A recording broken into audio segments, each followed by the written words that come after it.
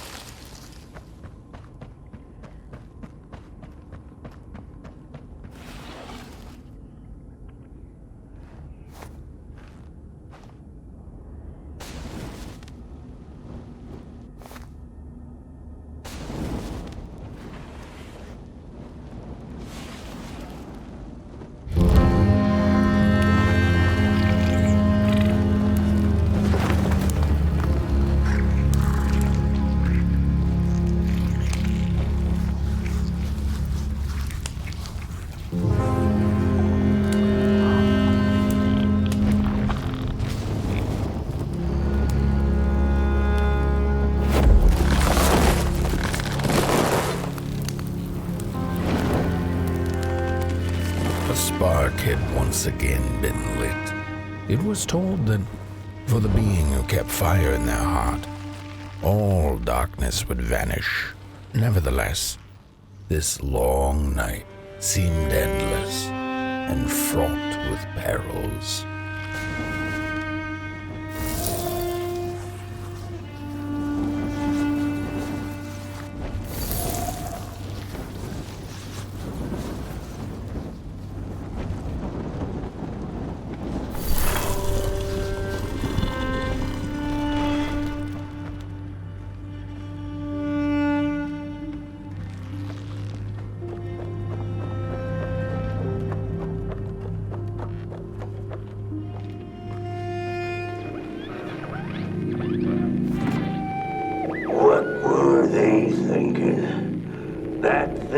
meant to remain dead. Ryan never gonna come out again, no sir. In here it's just me. Lonesome ragdoll with his mask. Alone in that piece. They burn it all away, and for what? Shine a little light on things? I can see just fine in the dark. In the dark, I can see everything clear as day. What were they thinking?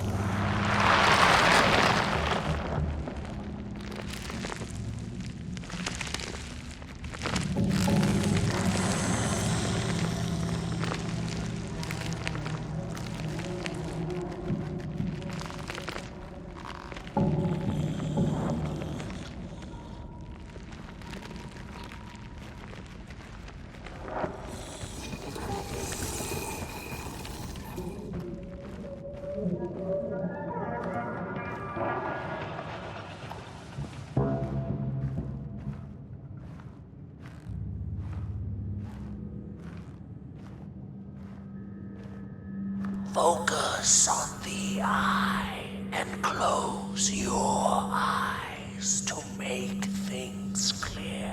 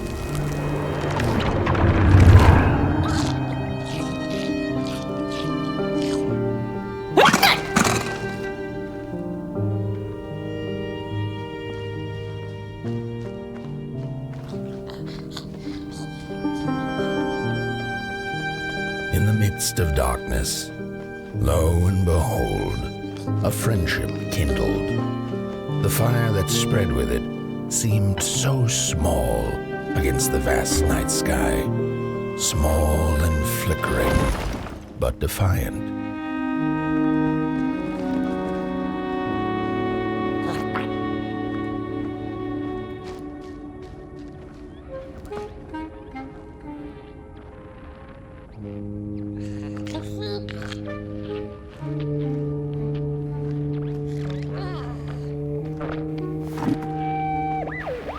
With wire, clay, and fire, the craftsmen built the foundations, followed by the trees and the rocks. And after them came little houses for us tiny ones to cower in. For existence was so big, so vast, that without a roof above one's head, one could have fallen straight into the skies. And yet, with all that stuff, they didn't know what to do with us. So I reckon that's why they built the Midnight Walk. For us to wander, for lack of reason.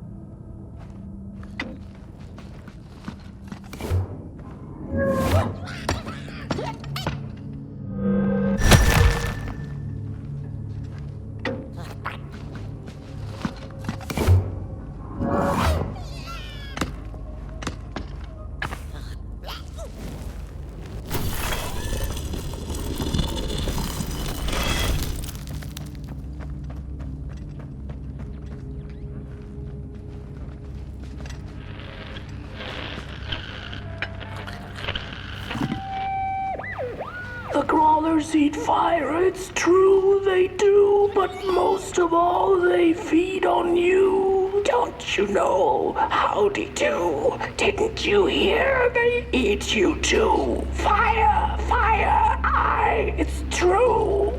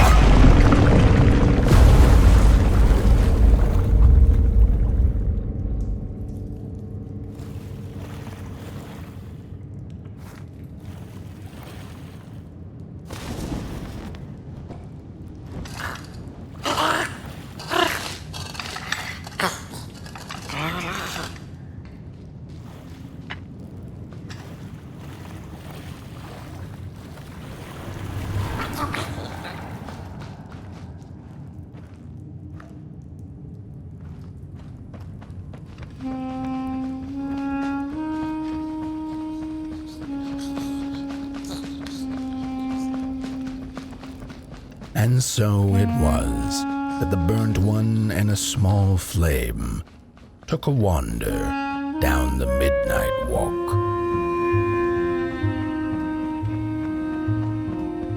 In the closing nights of this era, a wandering flame. How rare! A little pot boy.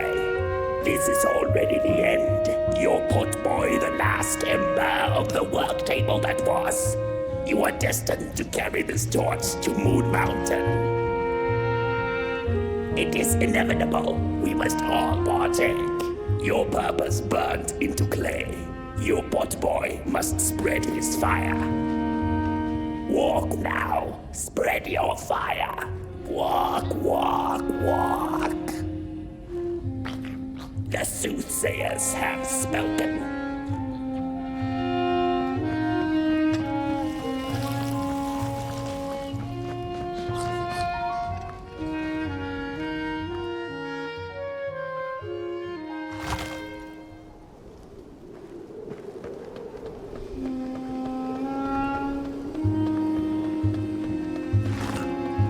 Whether they held or lacked reason, it didn't matter.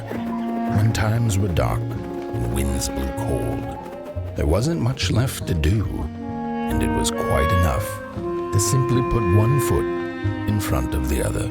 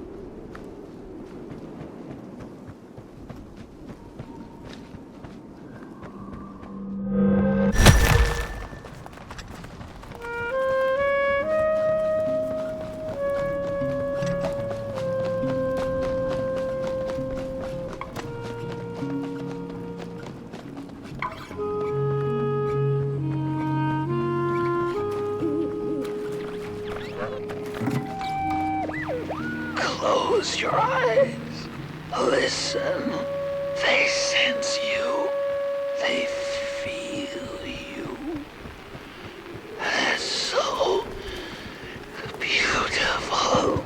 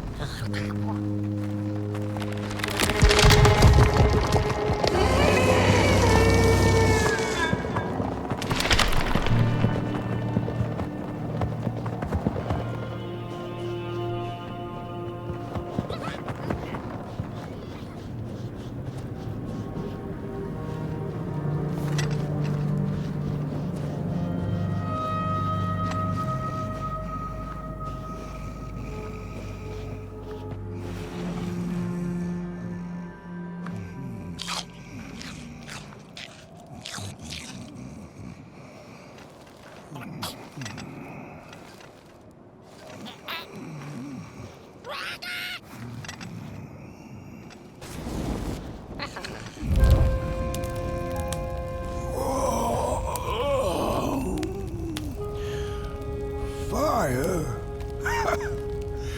Hey, I'd almost forgotten how it felt. And salutations, burnt one. Fancy meeting one of your kind here.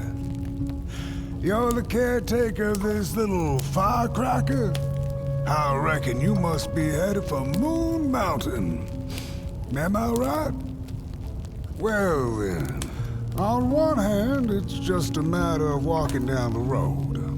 But then on the other, the Midnight Walk has a mind of its own, and a mind to teach its rider a thing or two to boot.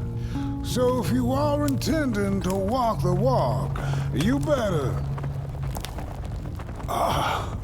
Howsy! Didn't see you there. So glad to see you back on the move. And as I told you, it ran away from its owners. It's been waiting for the right passerby ever since it ended up here. Well, heck, don't let me keep y'all. See you down the Midnight Walk, and burnt one. Wherever you end up this long night, keep that fire alive. It's really all that matters. Don't take my word for it. Just see for yourself.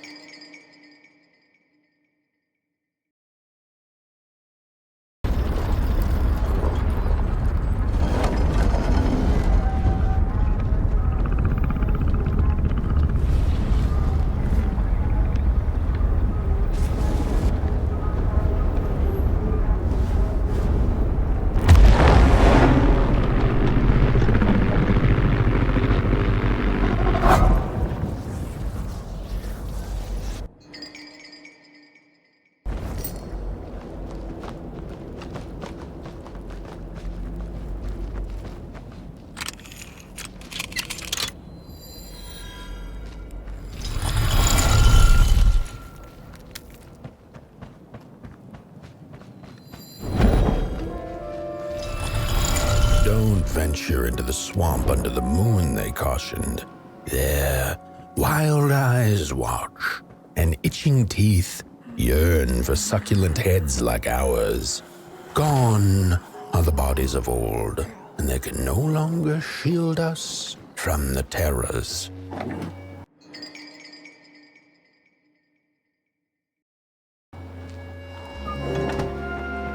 What are you looking at? It's a... What are you looking at? Nope. What are you looking at? Nope.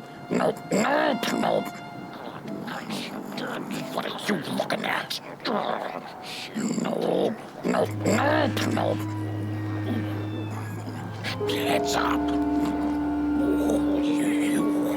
You get out of here. Don't touch me, you limb tree. Don't touch me, you limb tree.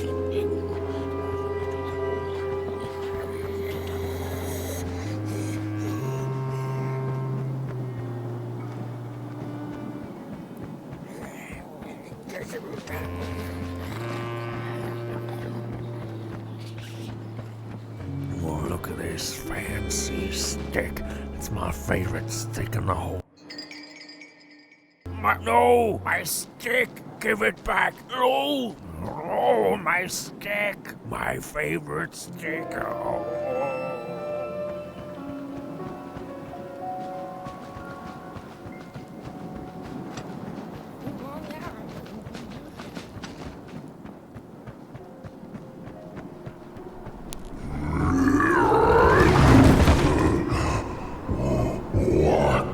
What is this? Somebody approaches Nobodyville? Your wretched limbs, an affront to nobodiness. Unless your fire can prove itself useful, there will be no passage for you, limb tree. Go away.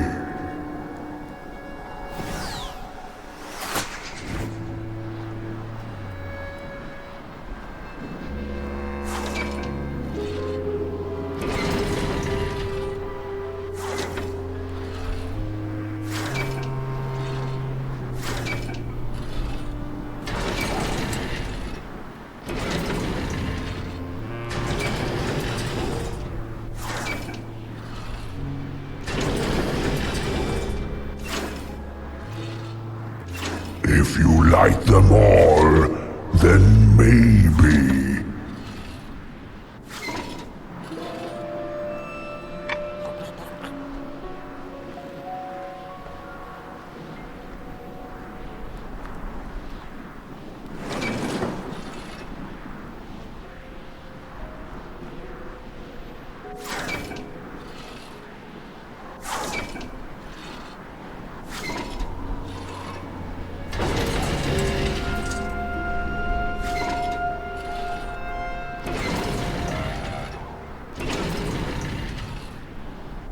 Weak fire, useless.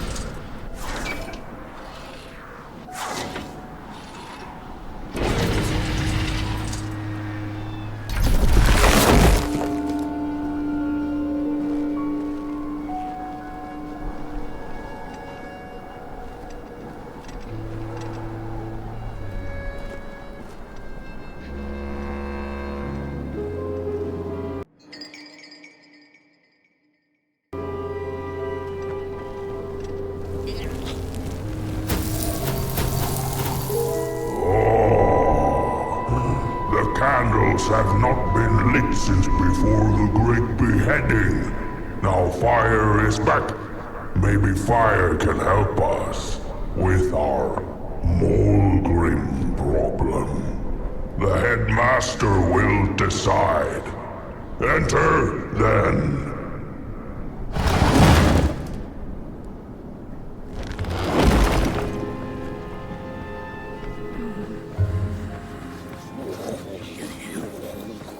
Get out of here.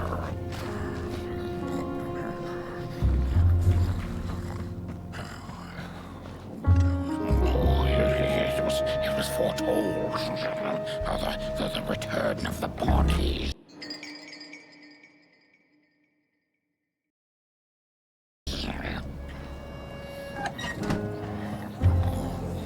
We don't take kind arms and legs. So uncivilized. Ooh, look at those two arms swinging around. Disgusting.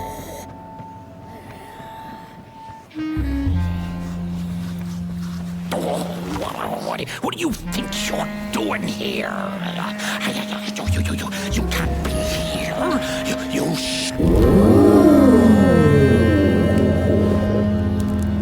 True fire. We nobodies haven't been graced by its warmth since the bodies were banished. They used fire for war. Yes. Now once more, the somebody disturbs our peace and sets fire on things with its tiny fire devil. You must leave at once. Leave or face our...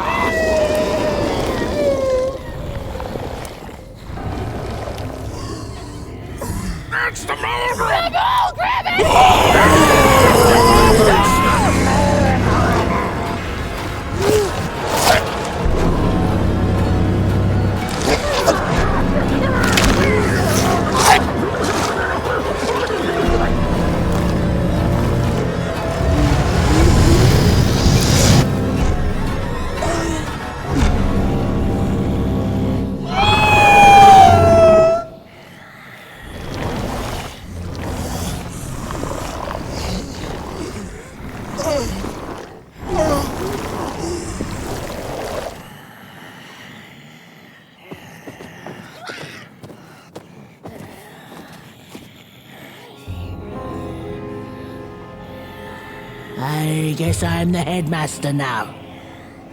As you've observed with your own head globes, we have a problem. It is called the Molgrim. Recently, she has become bold, moving ever closer to Nobodyville. You should help us get rid of her. Yes, get rid of her. Tame her. Just make it stop. And by the powers suddenly vested in me, I will, shall grant you passage through our fair Nobodyville. Here, take this. Blech. Blech. Now, go do the quest. Meet the problem head on. Tame the Molgrim, and we will. I shall graciously let you pass through Nobodyville.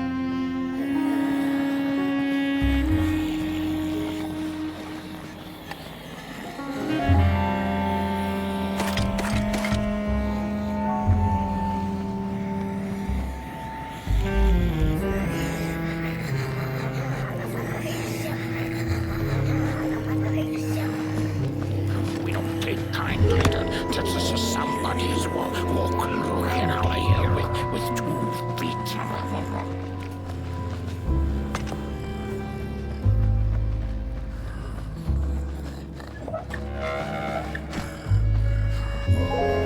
We don't take kindly to somebody's walking around here with 2 feet.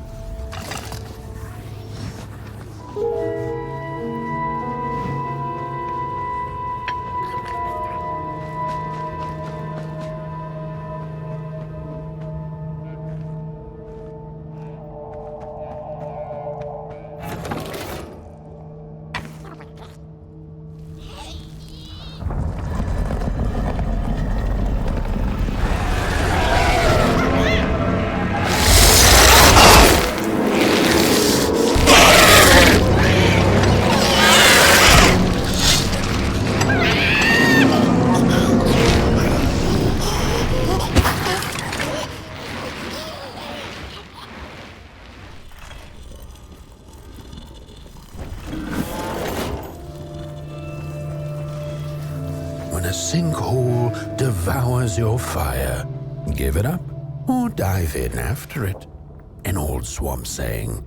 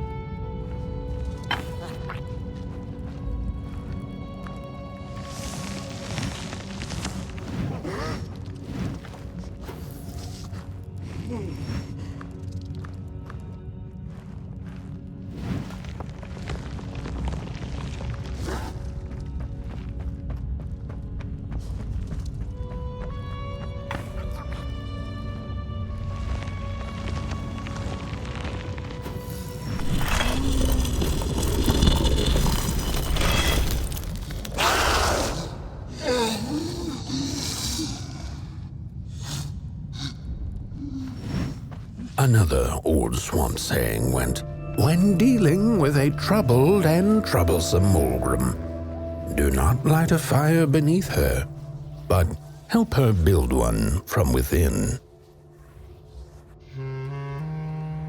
Oh, my neck hearkens the anguished howls of the Mulgrim, and the bitter patter of feet. A somebody and its flame, albeit a small one. 'Tis enough, perhaps. The Mulgrim's precious shards, they must be returned to her lair, to her cauldron. Only then may the cleansing fire burn.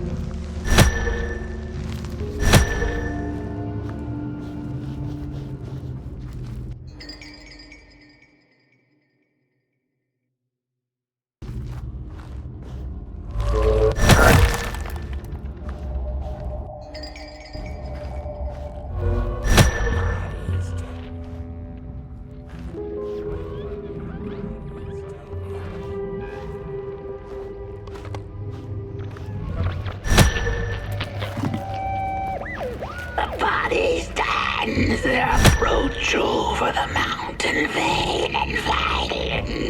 We ragdolls observe, we record, and we mimic. Their faces, their masks, they do not know What is short yearning nights behind. his hands until we put on a mask, we perform, and we put on a show.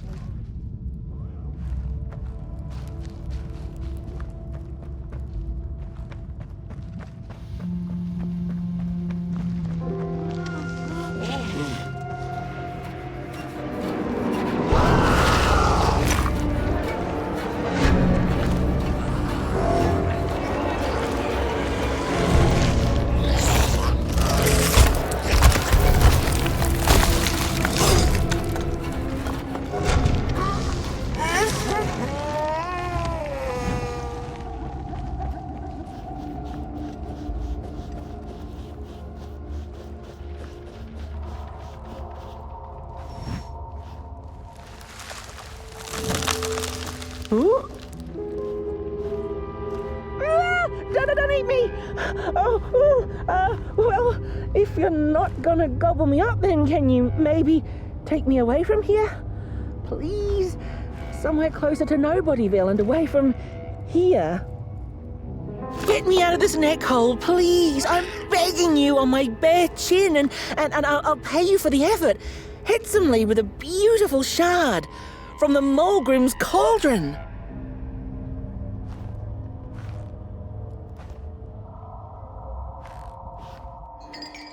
Take me back to Nobodyville, please. I can't...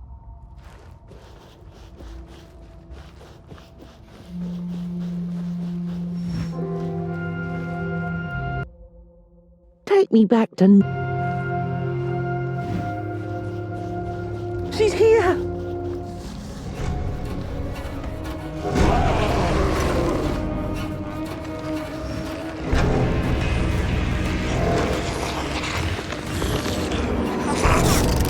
Look out!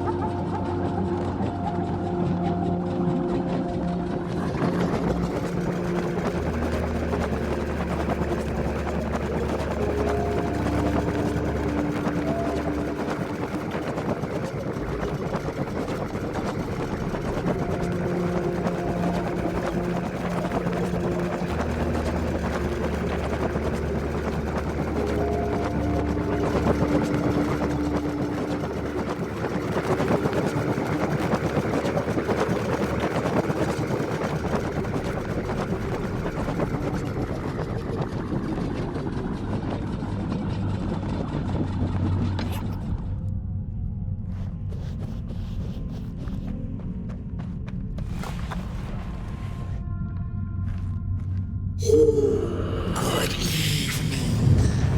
Or is it morning or afternoon? Hard to tell without a sun, isn't it? No, it is most certainly night. Or moonbirds hooting wouldn't make sense at all. Speaking of sense, will you help an old bird find some in this story? Fire up these dusty murals in the right order, and you will receive a present, a little gift, yes. Bring the fire to the story.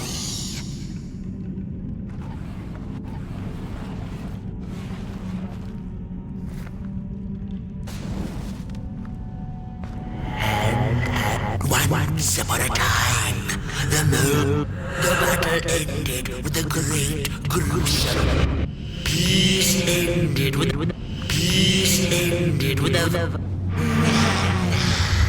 That's not the way the story plays.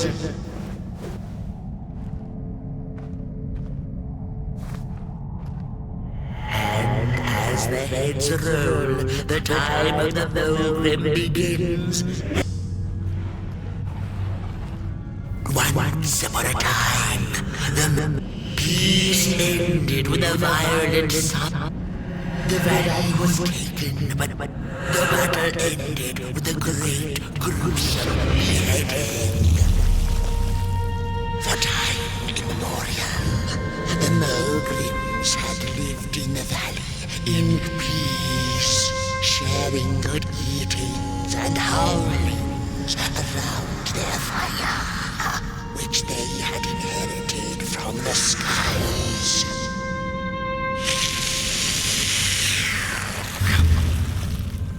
Then one terrible night came the violent somebodies. They hunted the Mogrims for sport and took their fire for themselves.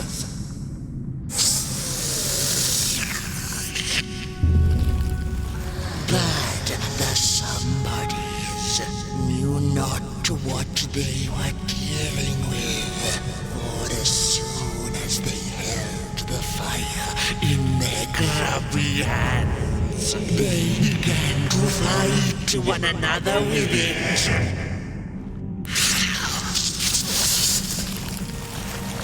To save themselves from themselves, the cunning heads turned on their bodies and organized a great building. And so it was that somebodies became nobodies, and the bodies were exiled. A time of peace would ensue, or so the headlings thought. The last living Mogrim had been biding her time, and saw now an opportunity to return and take bloody vengeance upon the heads, who were now left defenseless without their bodies.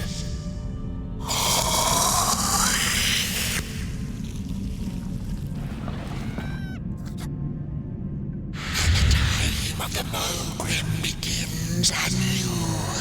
A storied meal indeed. Moonbird thanks you for feeding her and proudly upholds the promise. A gift. A shard from the Mogrim's own cauldron. It looked so shiny in the moonlight. Moonbird simply had to take it.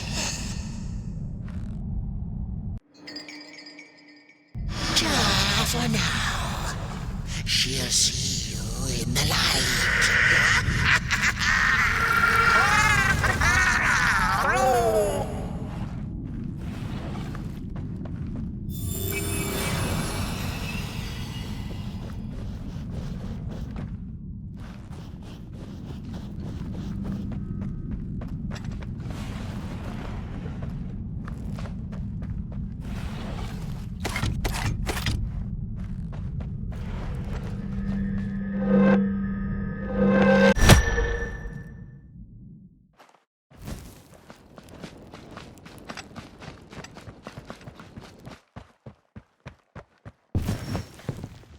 Watch out!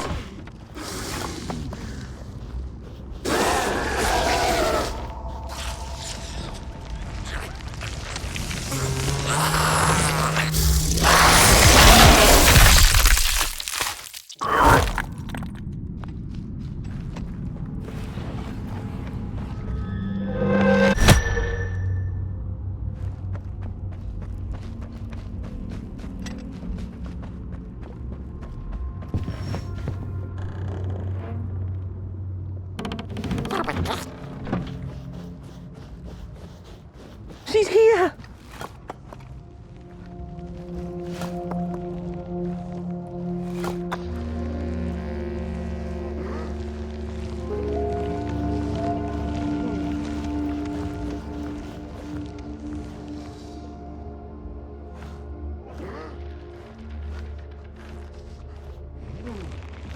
out!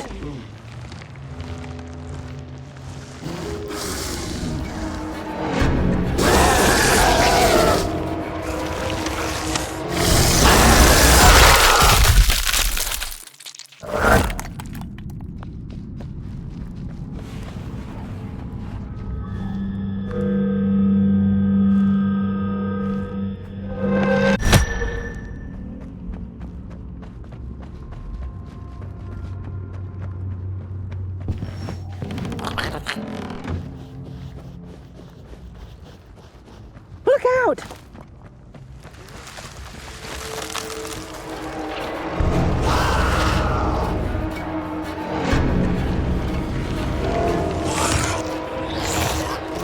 Look out!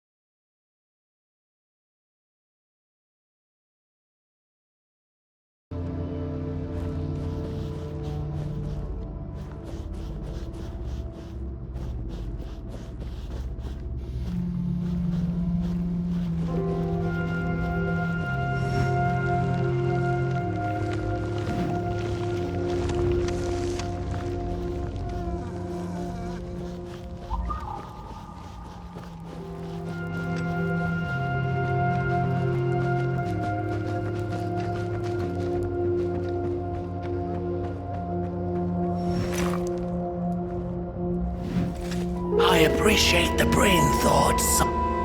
Phew, thanks for saving my neck. And I think I have a reward for you. A real treasure.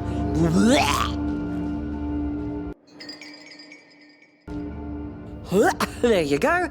One of the 3 missing shards from the Mulgrim's Cauldron. Yeah, I stole it. Oh, I thought I could maybe buy me some kind of ticket away from, well, everything. Start anew, you know? A good head on a pair of healthy, strong shoulders. Eyes on the horizon. Gosh, the horizon. Do you know I haven't seen it once since I lost my body? I really do miss my body. It's a real shame when you think about it, you know? The things that we do to ourselves, to one another. What we did to her, kind. All in the name of some sort of control. It doesn't make sense. Anyway, I guess I'm sad. Sad and sorry.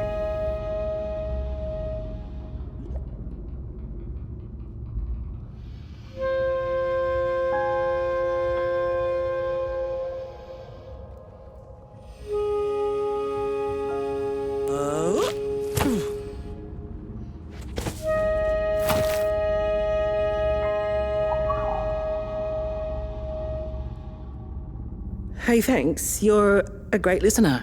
You know that? Just take care of that shard now and maybe put it back where it belongs and... yeah. Goodbye.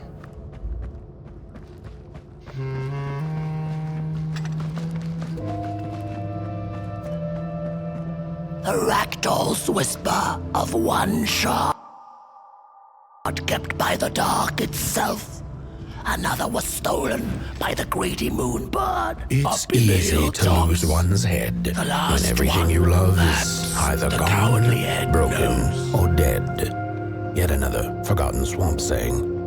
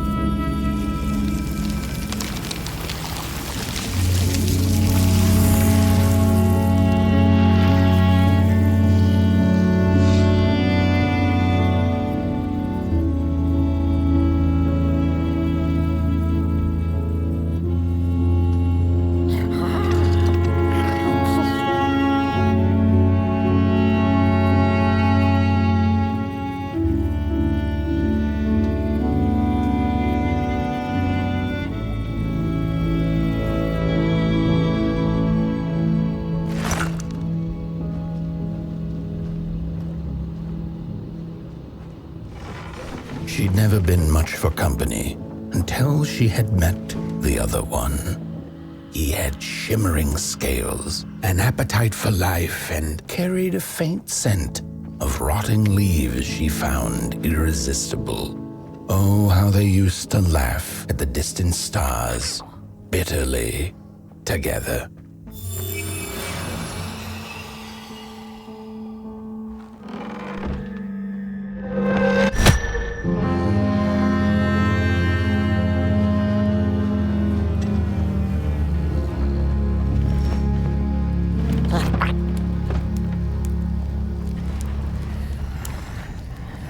The howls of the Mulgrim have gone with the wind, and our headaches settled into gentle throbbing. Thank you, somebody, for you have not only graciously saved our necks, but also demonstrated the value of brain mass and heart blob working together. Could it be time for the bodies to return? We must convene on this matter, and you and your wandering flame must now leave through our gates and keep on walking the midnight walk to Moon Mountain. Moon Mountain! Here you go, somebody. This key will open the town gates.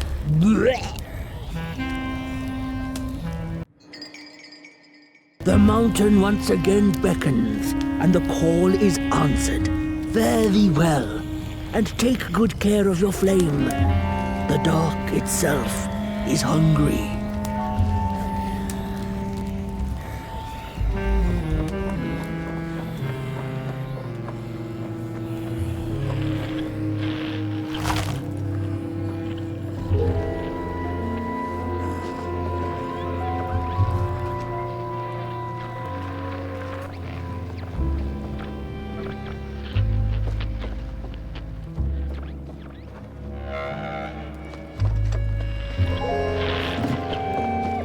Mind over body! Mind over body!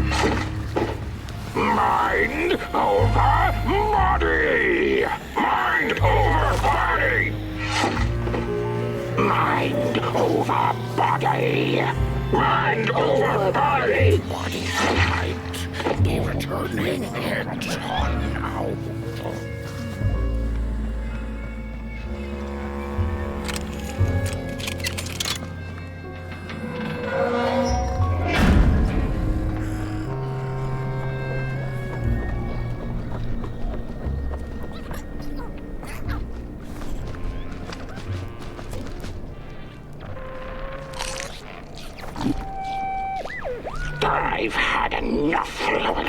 First it was the big Mogrim hunt, and then they forced us out into that make-a-forgiven swamp. I hate hiking, and then when we had nothing left to hunt, we started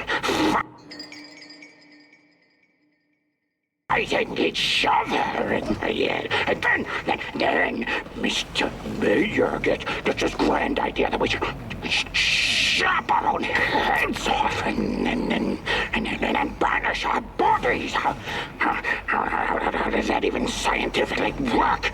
I've had enough of civilization.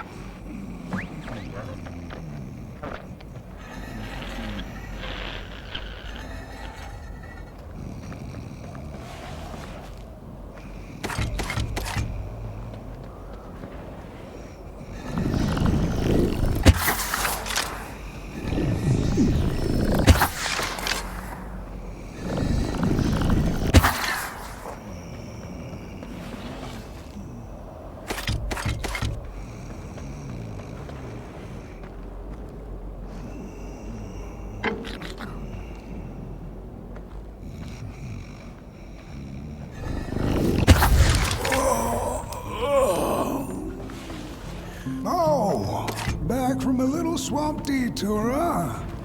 Hope the heads didn't give you too much trouble. At least your head looks attached to its shoulders and your friend's is, well, burning. So do not despair. Should you once again lose your way along the midnight walk, you're probably meant to. The body can be a terrible master. But a wonderful servant.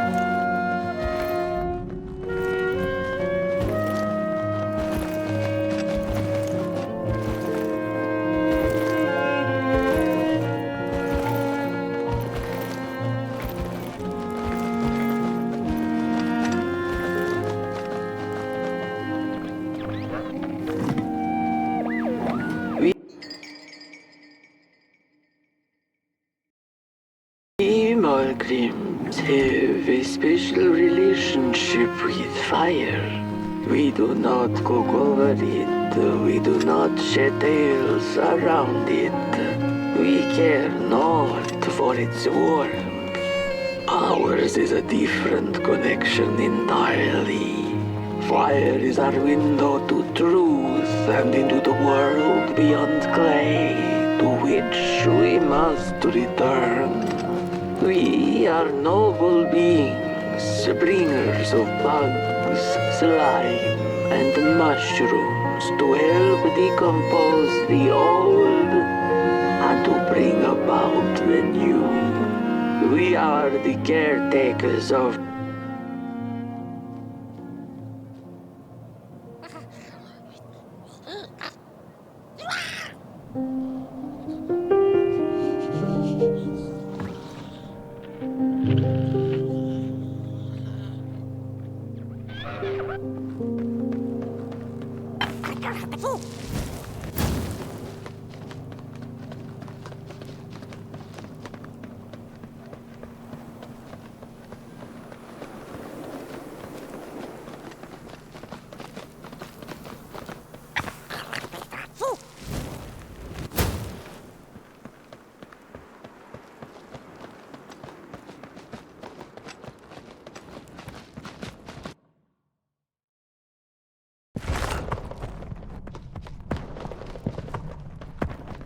dreadful was the day when the sun vanished.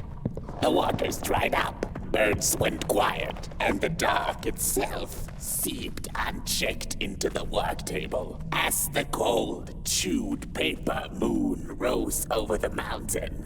The night that followed would be long as the midnight walk. The burnt one was there. You do not remember, but you feel it, don't you? You are reborn when need arises. This night, Port Boy needs you, and Moon Mountain beckons. Its call irresistible. A storm is coming. The soothsayers have spoken.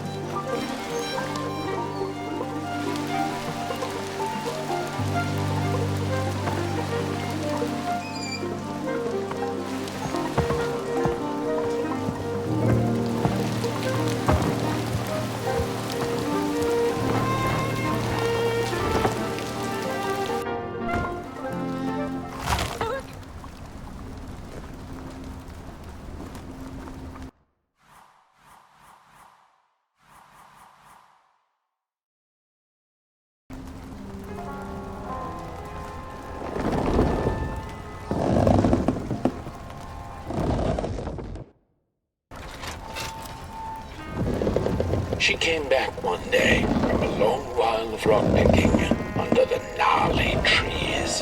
Usually the Merkel had been fond of fall and the refreshing cool of winter, but this time it had been much too long for her taste. Even the sun seemed tired, and she had all the rocks she needed, so she decided to treat herself to a long nap.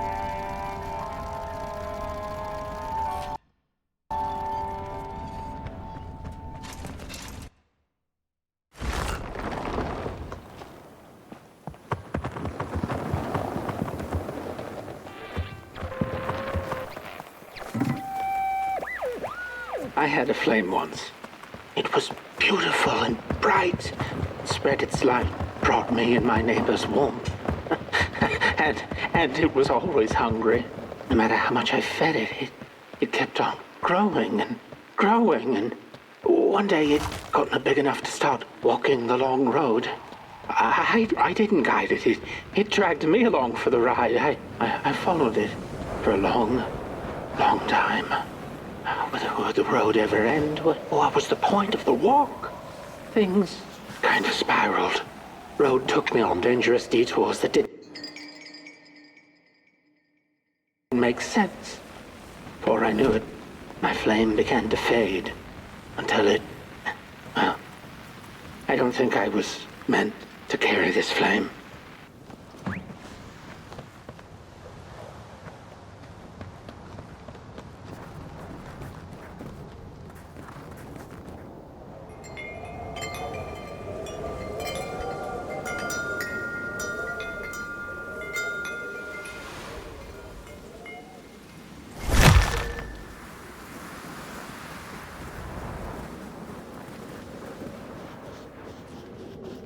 There once was a freezing cat who was looking for shelter when she came across a dark cave. "Step into my abode," offered the dark. "It will warm you if you surrender your wants."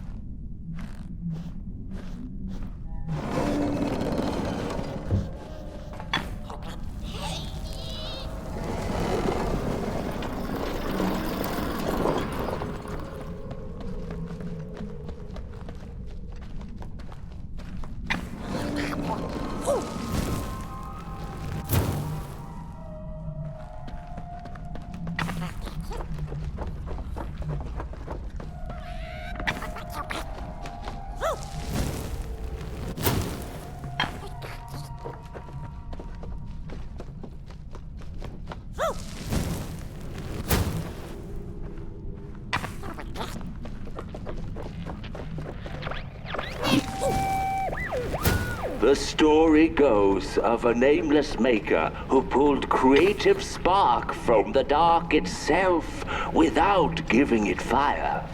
With his dark source, he managed to create swaths of land in no time. The dark itself waited for a gift of fire, but the maker just kept on taking. Too busy building his crooked fences and watchtowers, kept his fire locked away in his chest. One day, he decided to create the first people to inhabit and appreciate his creation. It was then that the dark corrupted the maker's clay, guided his greedy hands into creating not people, but the first of the fire-eating crawlers. They crawled into this world absolutely starving.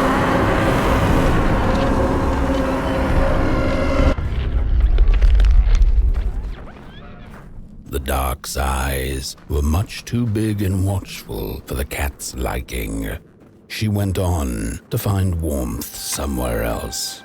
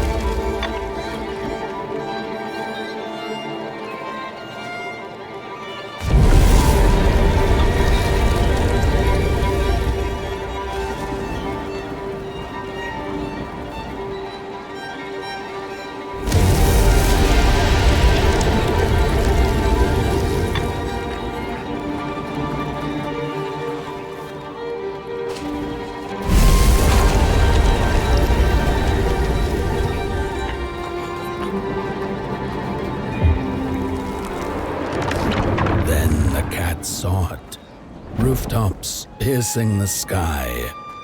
Approaching the town, she was greeted by a crone. "Come, kitty, kitty, you must be tired. Sit in my lap. Share your soft fur, and I shall warm you for a spell."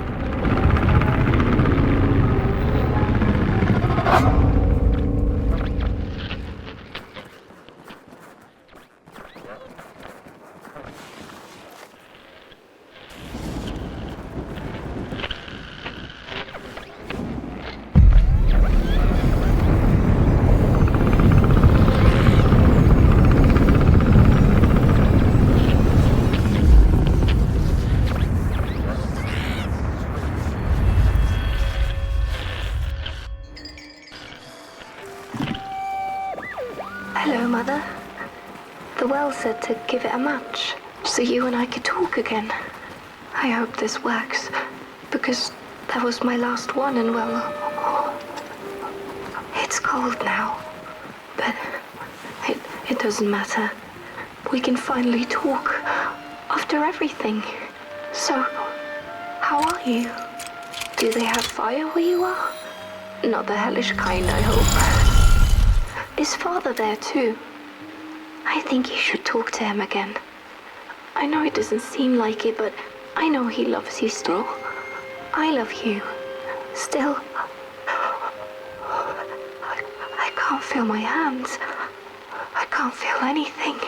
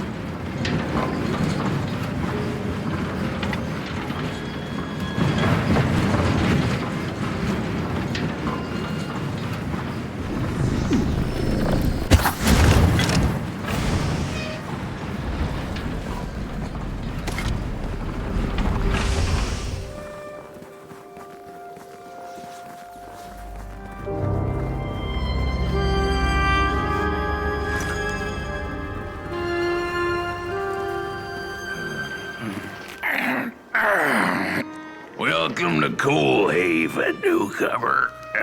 Good to see you flame in these parts again. I'll be your guide tonight. This furnace here used to run on coal and fire, don't you know? But a thief stole all our matches, wasted them in greed, you see. Now the ghost has come to smite the wicked and punish the thief who killed us. Well, I guess that's it. That's a tour on the house. There's a bone right there in the snow. That ain't no place for a bone.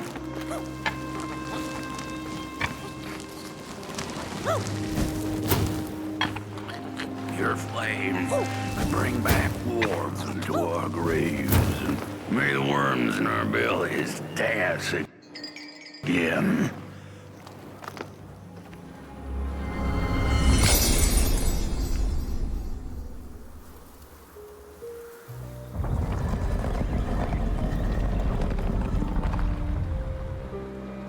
Oh, do you feel that?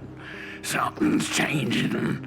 That furnace was the soul of the city. We used to worship it, us coal miners did. Fed it trees and fire like it was a hungry, angry god. This broken body's going nowhere, but yours is. Walk the streets, listen. Just don't believe everything the half-dead say.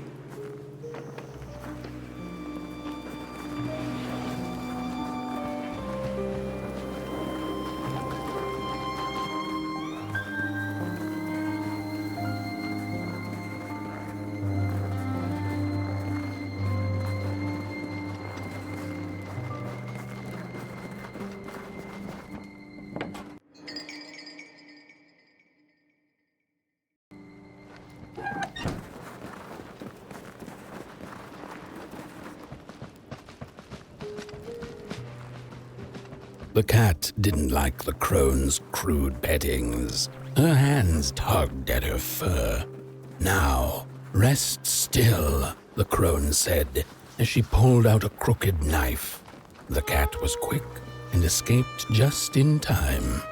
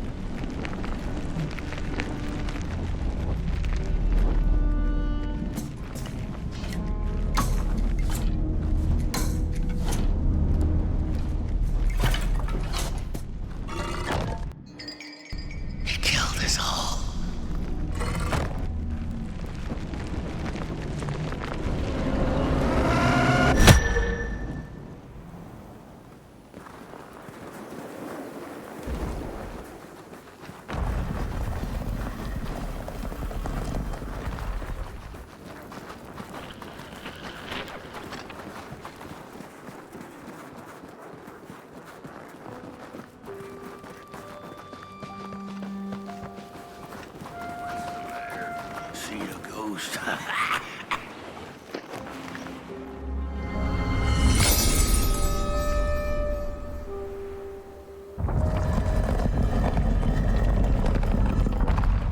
The thief loved the stars.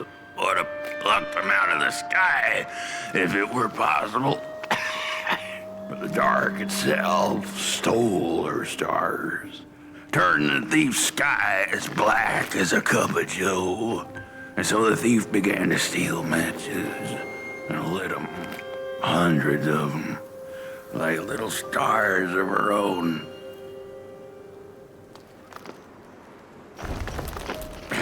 The crooked path to the house on the hill.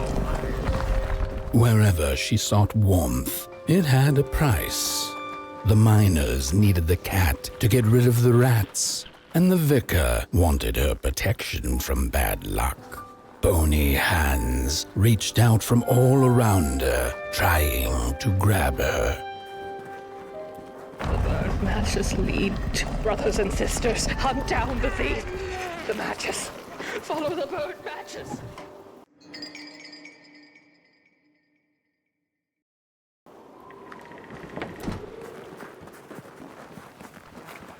We're running out of matches. The furnace is dead.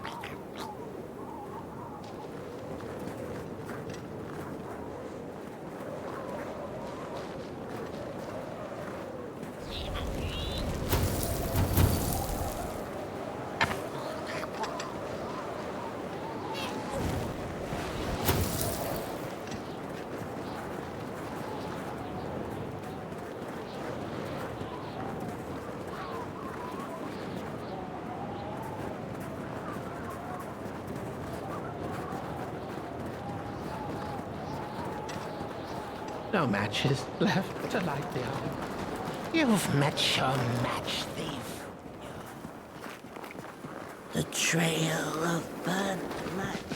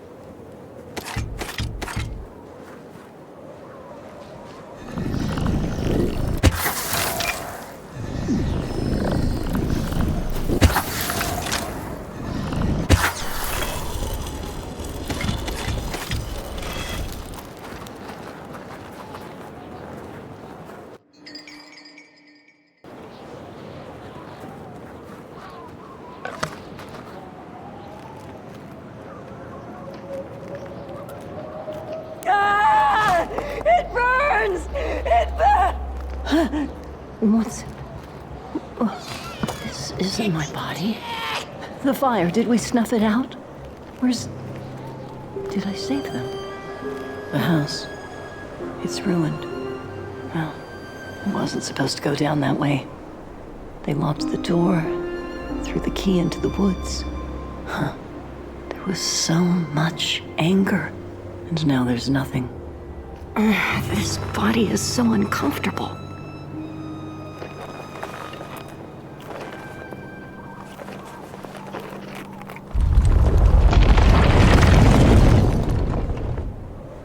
While I was in the black, I had a dream. There was a monster.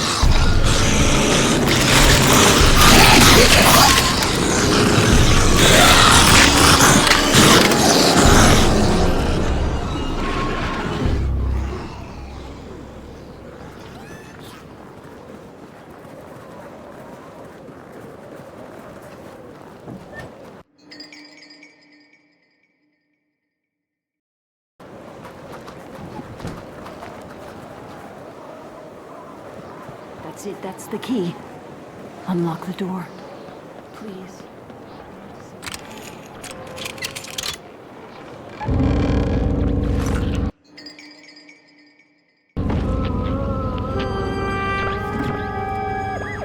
Furnace is getting weak. Council says we're running out of matches. We'll have to harvest more trees then. I don't like it. Losing the forest like this. Not like we have a choice. Mom, Dad! Curly is The startling cat me. felt as if the walls around her were growing taller, the alleyways narrowing. Turning a corner, she bumped into a girl sitting in the snow. In her bony little hands, a lit match. "What do you think of my star?" the girl asked. "Isn't it pretty?" The crooked path to the house on the hill lies open.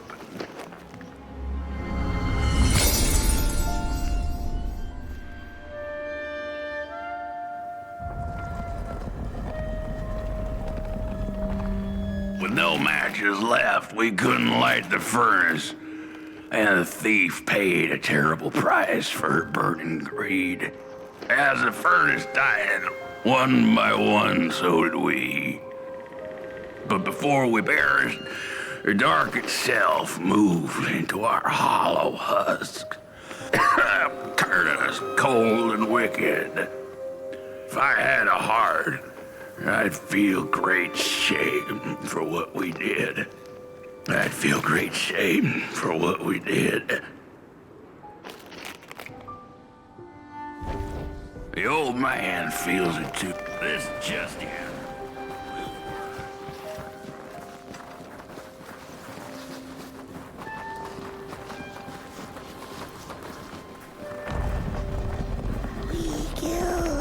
Killed the furnace.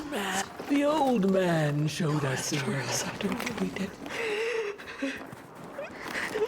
Shame. The furnace died, so we had nothing.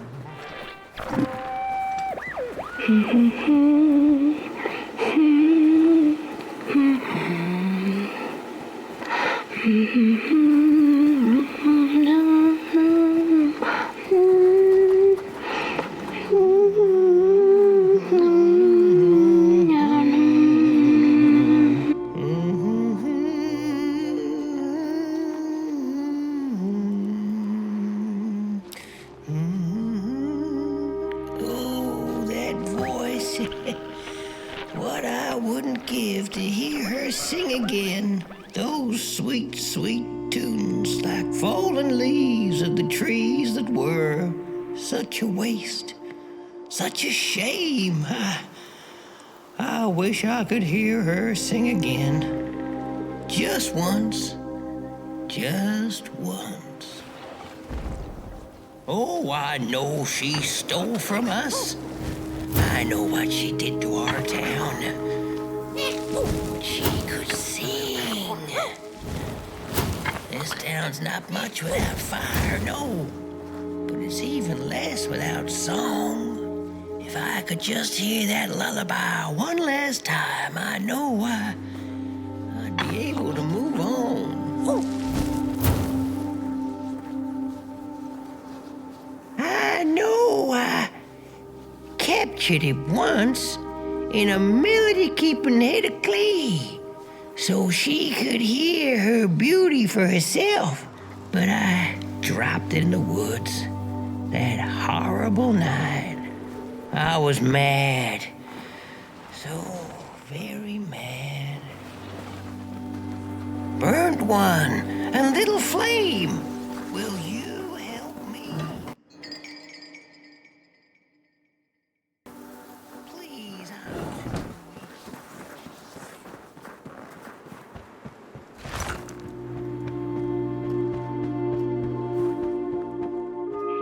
I ask, pray, beg for silence of the dead. But what does darkness give? A singing head. All of them dead like asked, yes. But the song, it lingers.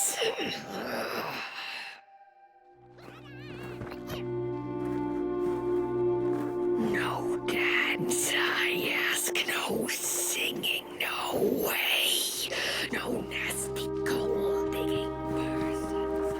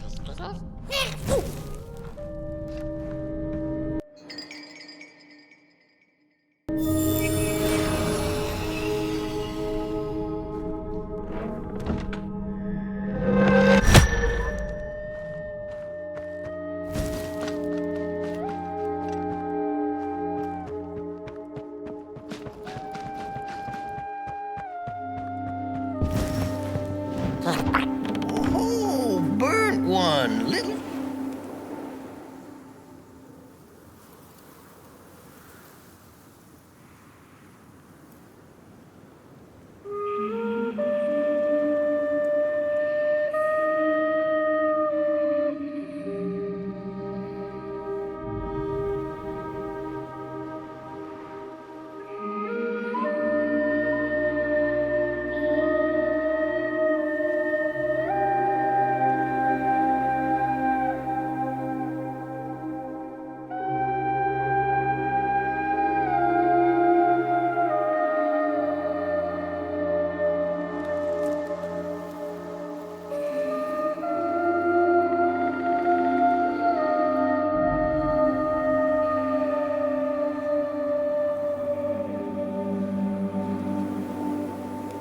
I don't know what I thought would happen.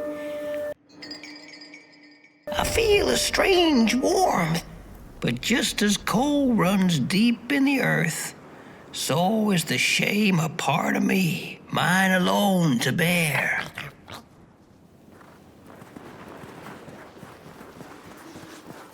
The girl offered her burning match, her last star, but the cat could tell she needed it all for herself. Grateful for her unconditional kindness, the cat left her to her ghosts. Carries a coal even's ugly and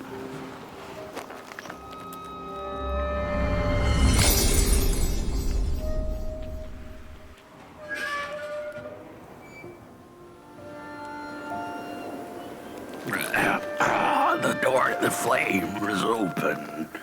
It's already there. You just haven't lit it yet. Now, if you don't mind, a little spark. And just maybe we'll be able to die for real this time. In life, I didn't mind a little loneliness, but this is the worst. The furnace.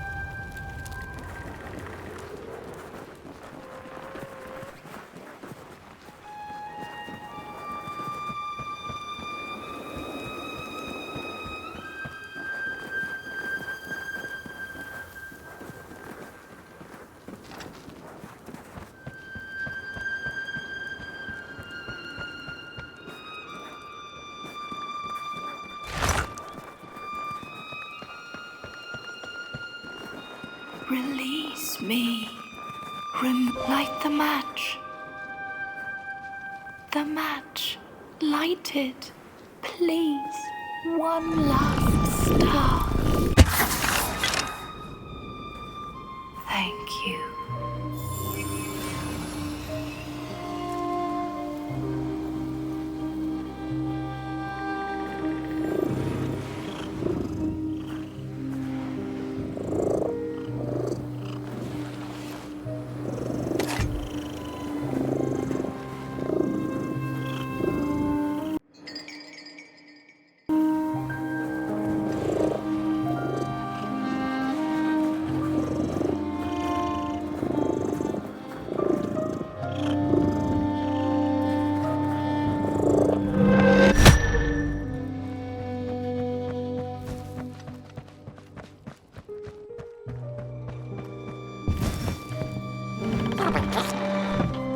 The cat finally settled in front of a giant burning furnace. In its bright flames, she could glimpse a dark future. This did not matter to her, for now she was eternally warm and at peace.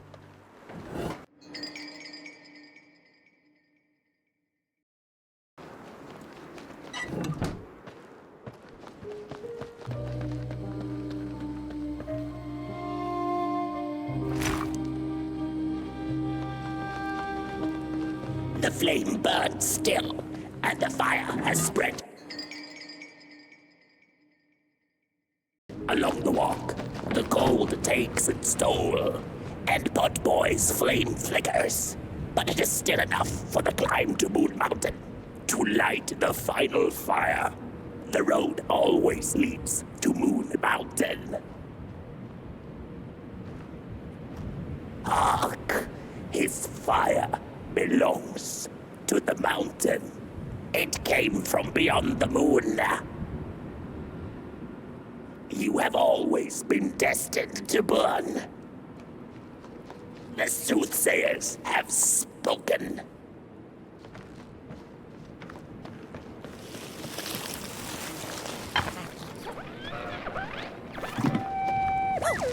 There's a fella who watches over the midnight walk, pointy hat and hollow gaze. He's been around longer than you or I.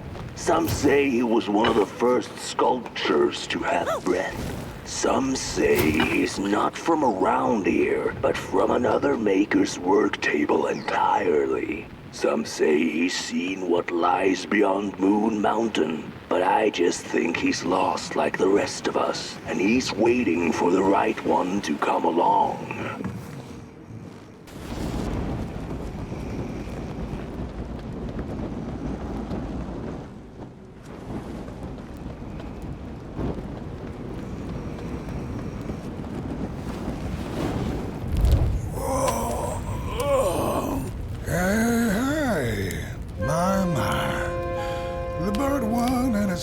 Approaches. The road's been long, hasn't it? And it just keeps on going, don't it? Why don't you rest here for a spell? Change is in the air. Warm winds coming in from Coalhaven. I trust you're not pushing that little flame of yours too hard. He is mighty, no question about it. But between you and me, he still has a ways to go until Moon Mountain. Heck, it ain't my place to tell you how to tend your flame. I'm sure you'll be fine. You'll be just fine.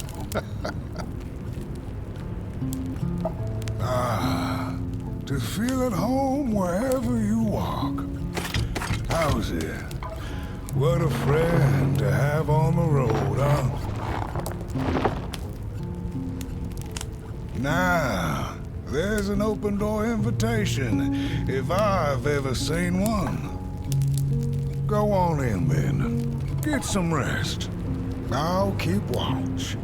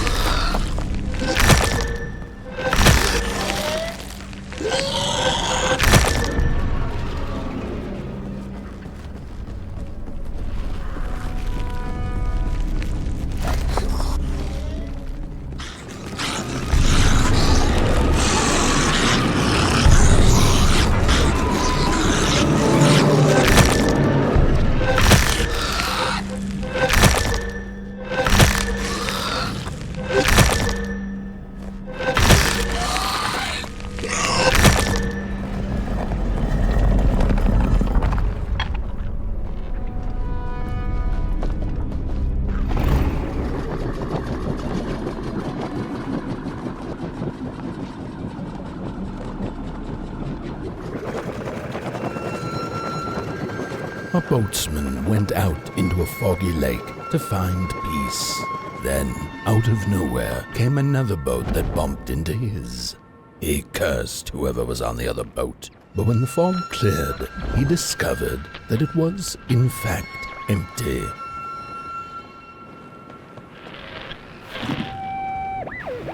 These sarcophagi are molds, rebirthing the bodies of the burnt one.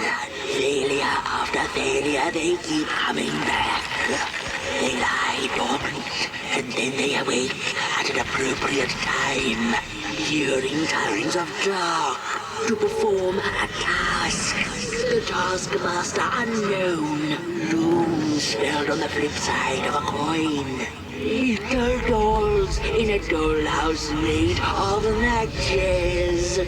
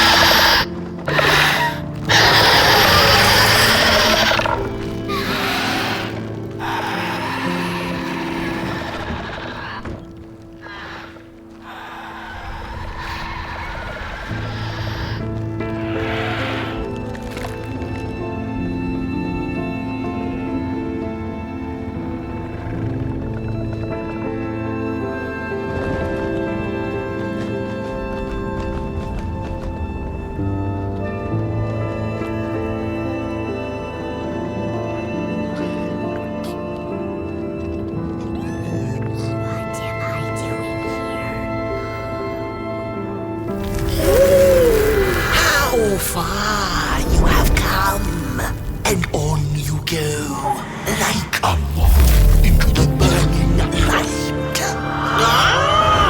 But behold, a craftsman, one of the first beings ever to wander the clay. Like you, his heart is ashen, barren, yet ripe for tasty stories.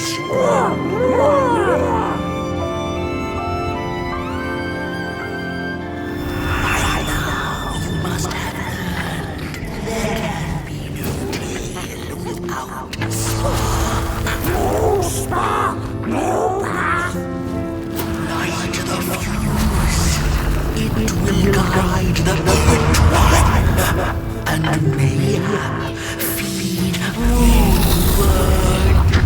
A symbiosis most reasonable, don't you agree?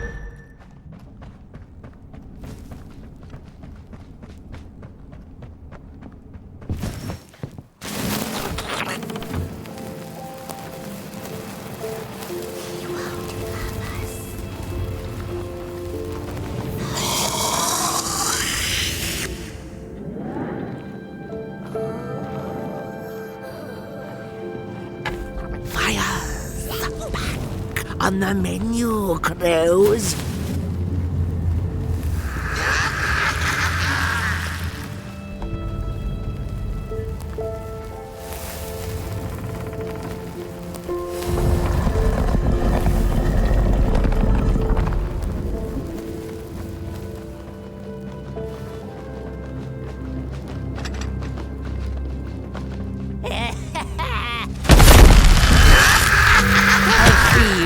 Not to crawl closer, Moonbird.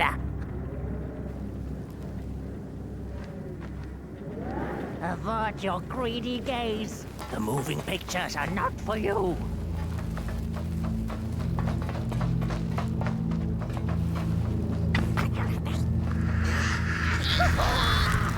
What are you tinkering with?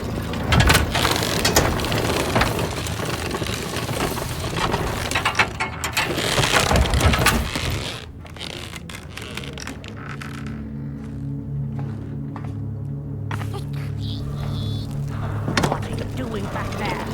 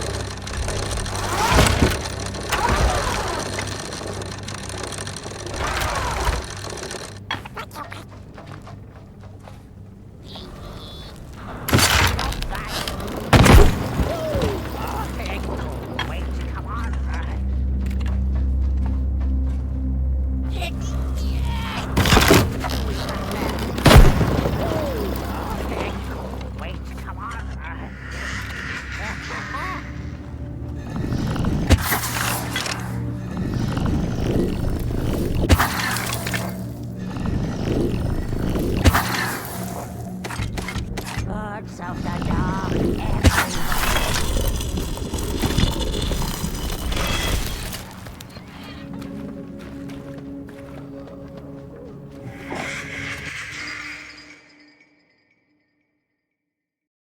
Faces behind faces.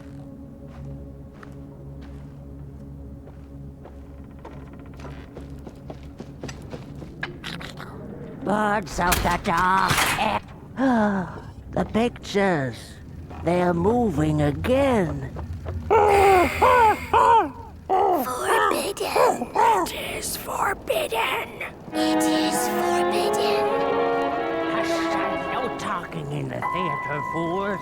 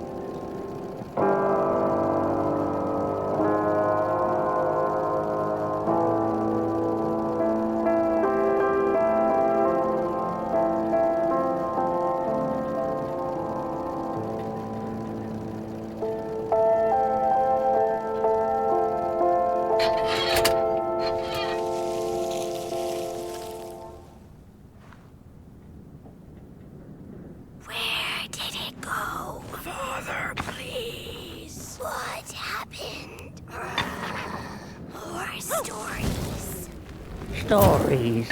How I cherish them. Real as clay, as palpable as the midnight air. They're all we have left once the dark has taken the last campfire from us.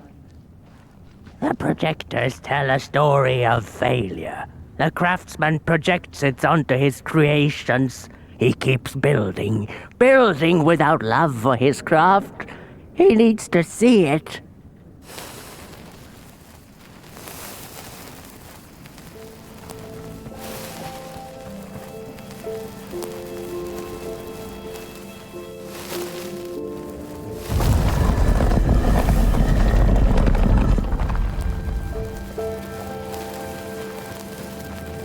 The potter, stuck in the sinking clay in which he had dug so greedily, spoke his final verse. Here was I born, and here I lived. My refuge was the clay, and now the clay has played me false in a most grievous way.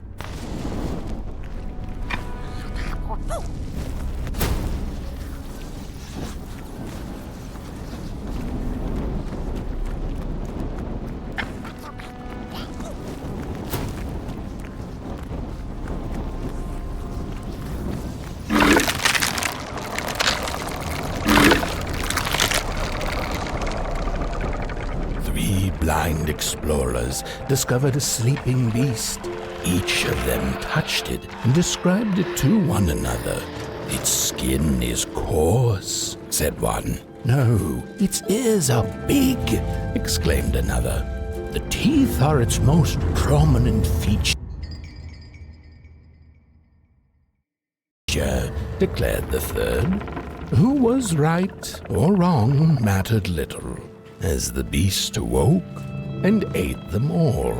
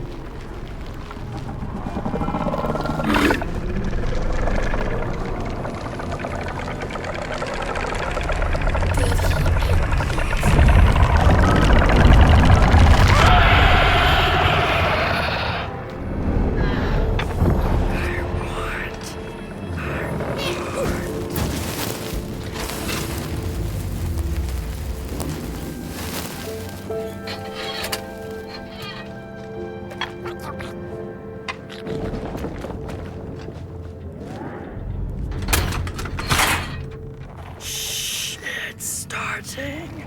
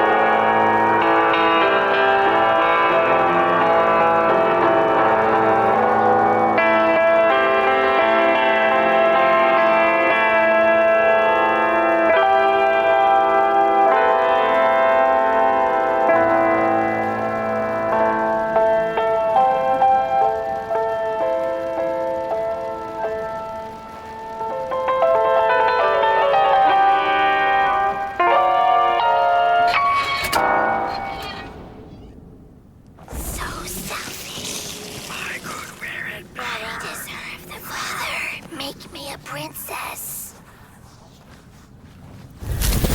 Look at these sorry reflections of the daughter. None of them will ever dance, ever feel the warmth of their maker's heart. They can never be enough.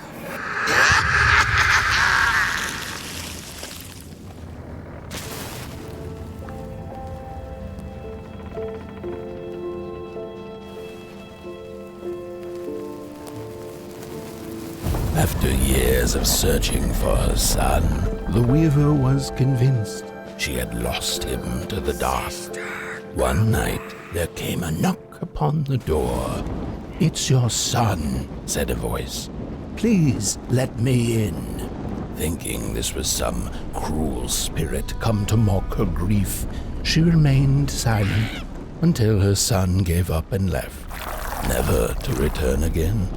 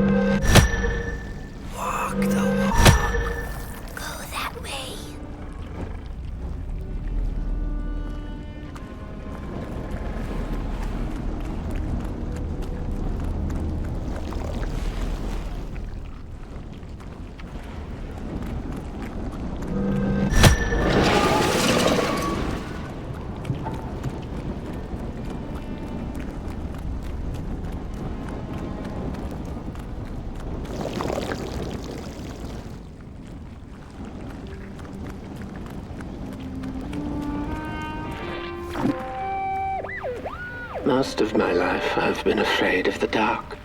When I was little, my childminder got annoyed with me and tossed me into a wardrobe as punishment. She let me sit there, alone, and I sat perfectly still so that no closet monsters would notice me. It was the longest, most terrible 15 minutes. Many years later, I don't know what happened, but now I love sitting alone in the dark. I get into the wardrobe, close the doors, and I sit perfectly still. It's like a void, empty, but not cold, where nothing exists and everything is possible.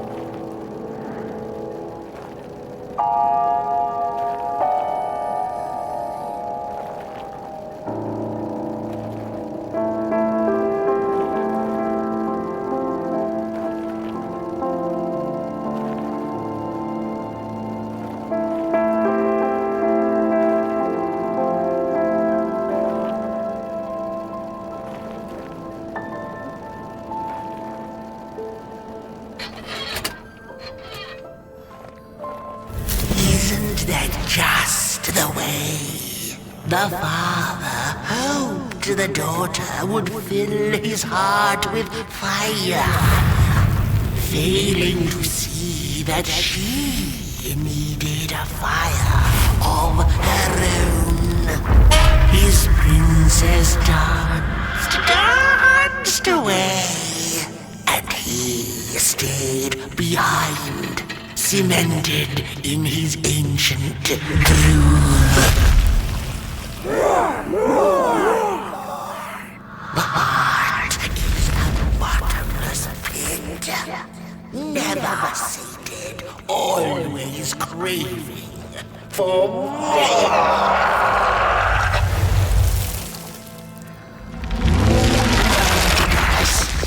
Enough.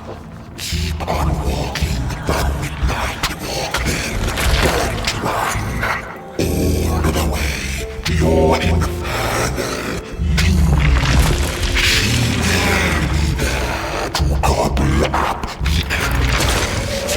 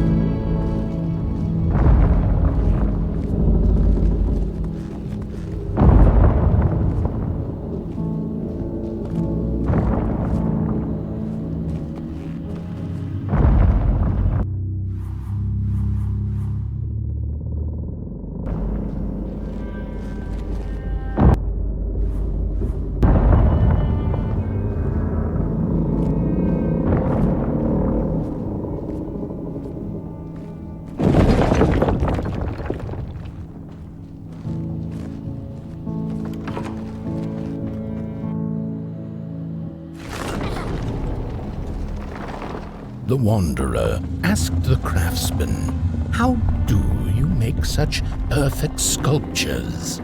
To which he replied, "Oh, There's nothing to it, really. I go into the dark woods. I find the sculpture already waiting inside a tree. And then it's just a matter of carving it out.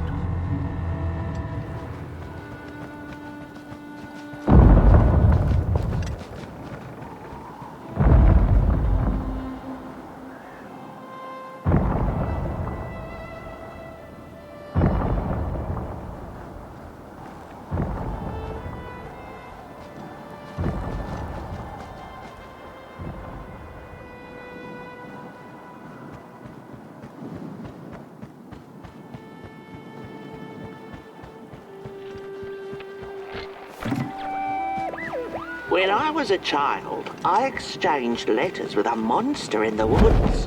We were best pals, and we shared all our secrets with each other. One day, my sister told me that the monster wasn't real, that she'd written me all those letters to play a joke on me. But the joke's on her, because I knew the truth about the monster in the woods, and we exchange letters to this day. Hark! Not very far now. Not very far. The flame longs to be free. Caged, it cannot truly burn. How beautiful. How tantalizing. It is simply the way of fire. It is what it is.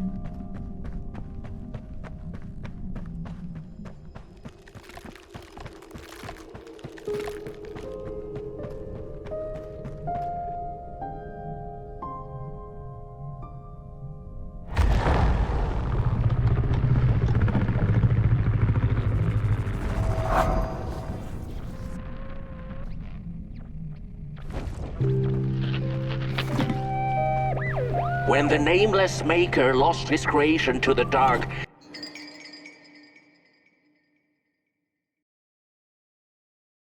he went back to the great drawing board. In his desperation to regain control, he made an attempt to sculpt the face of the dark itself, something he thought he'd glimpsed in his nightmares. But the face wormed itself out of his mind's eye, and instead his twisted sculptures came alive, grinning and many-legged. Thus, the grinners escaped and seeped into this world.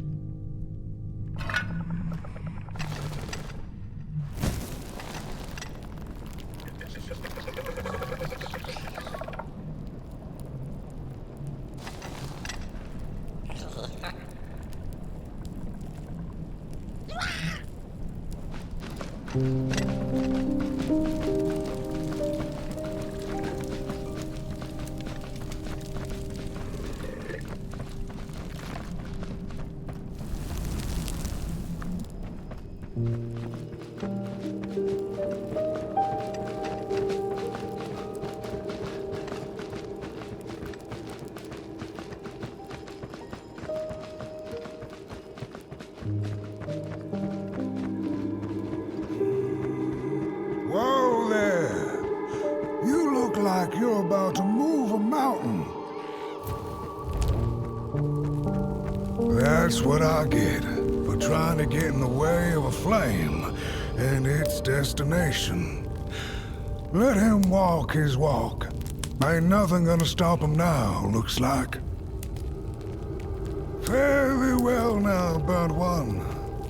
You're going to Moon Mountain, and that walk is for you alone.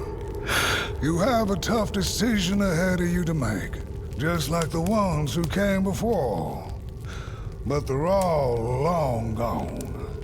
In the end, all there's left to follow is your own heart.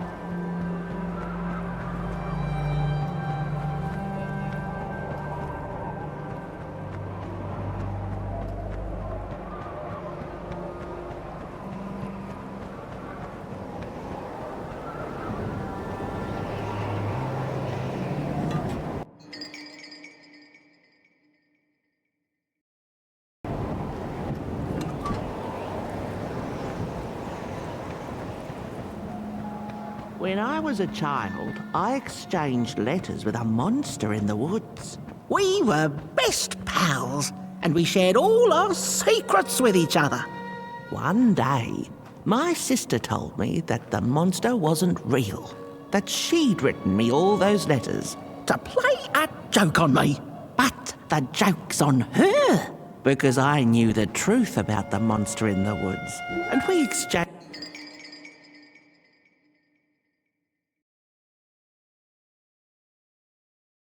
letters to this day. Oi, you the caretaker of this little fireball? What were you thinking, letting him run off? Don't you know how precious he is? Oh, yes you are. A real sunbeam. Who took the sun away? We Merkles used to ask until it finally ceased to matter. Night skies like these, trouble seems so far away, doesn't it? I mean, isn't this just... Exactly my point. I used to be afraid of the dark. So much so that I became obsessed with these huge electric lamps left behind by the craftsmen of old. Couldn't pry myself away from them. I'd sleep outdoors and under their blinding radiance. One day, I woke up to the noise of quivering planks and nails. And would you believe it was my own house leaving me? It had gotten so restless it grew a pair of legs, took a name and went on a hike. Housey was its name, bless its soul. Houses have no imagination. But I bet it had a grander adventure than I could ever imagine.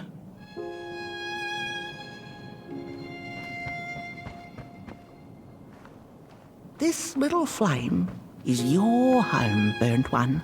Keep them nurtured and safe, and you'll always find yourself in the right place. Through the rain, in the dark.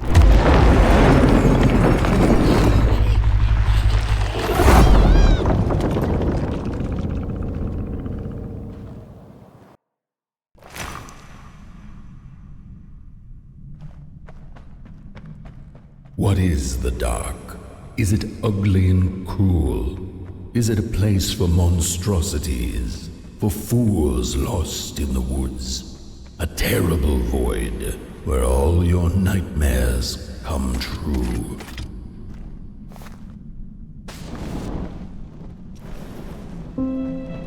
The dark could be a friend, perhaps a space where we might find each other, all of us equal under its cloak.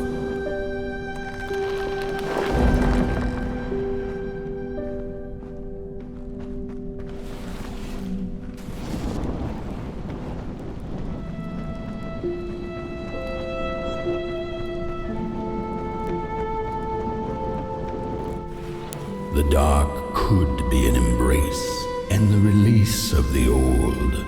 Like taking off a tight shoe, laying bare one's feet, and taking a first step onto a new adventure.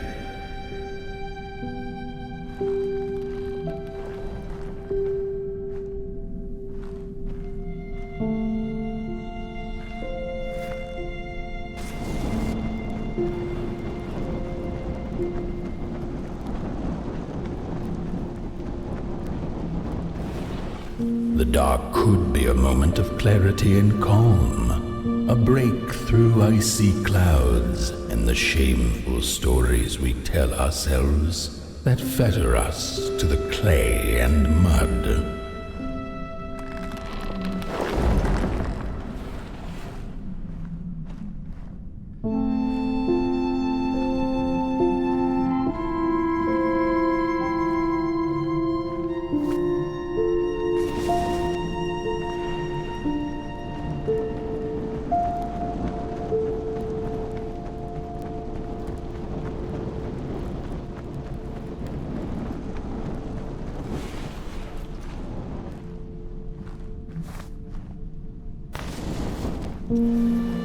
The dark could be the space and time that we need to recover from the death of a dream and the quiet promise of new beginnings waiting on the other side of grief.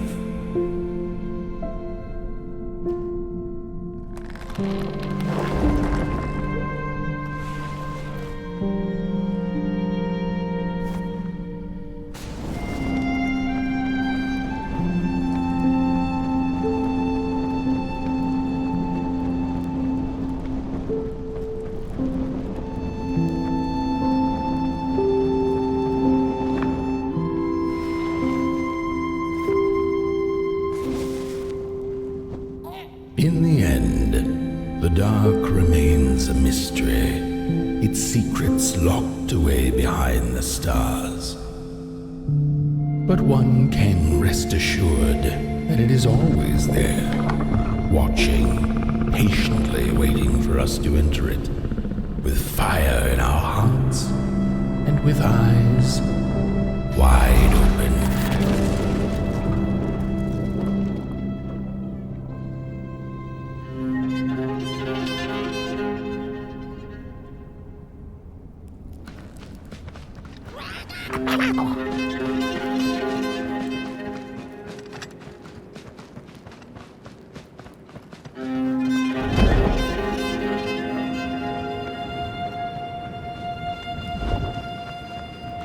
You've arrived. Hark! Your fire is dying. But the last embers will light the final fireplace and send your pot boy home. Can you do what you must? Naturally, you must. It is destined. And you will be loved and forgotten.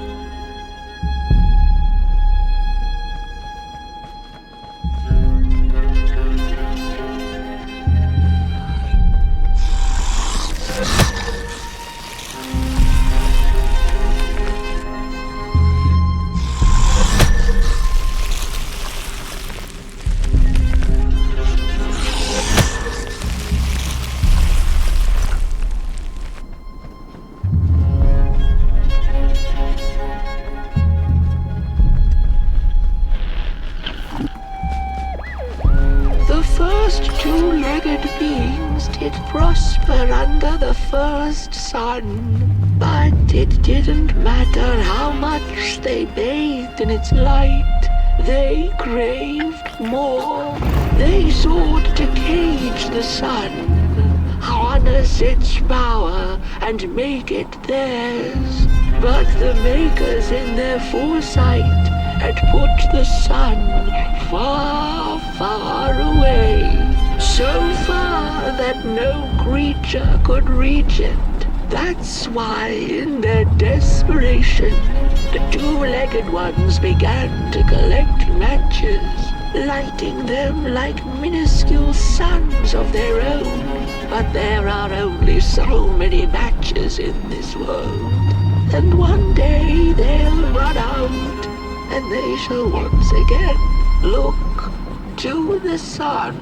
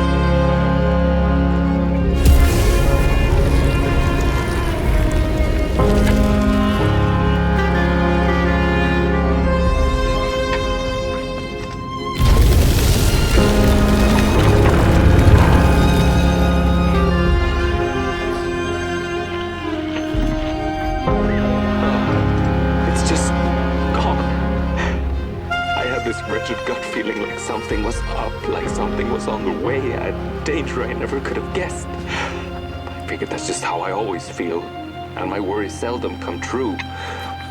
And now here I am, and I have been for some time now, and it just won't come back. I'm thinking, while I had it, I didn't know what to do with it, how to care for it, enjoy it. But if I had it again tonight, I probably waste it all over again.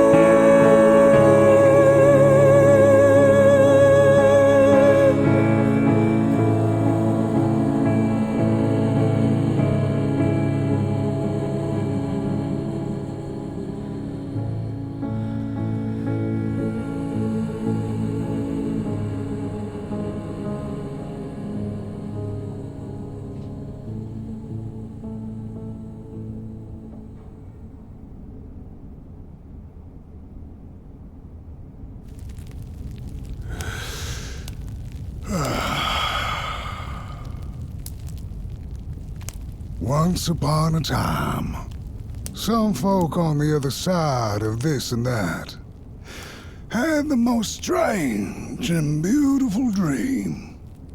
I hope that tonight you caught a glimpse of it, and I wish you the levity and grace to smile in the darkest of times and on the way down your midnight walk.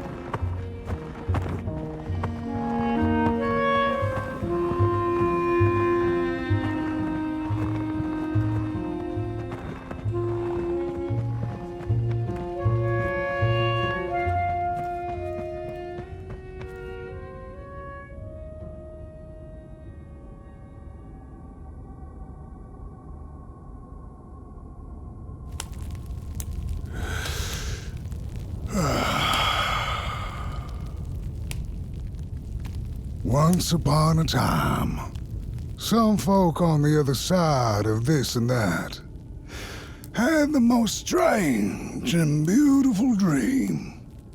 I hope that tonight you caught a glimpse of it, and I wish you the levity and grace to smile in the darkest of times and on the way down your midnight walk.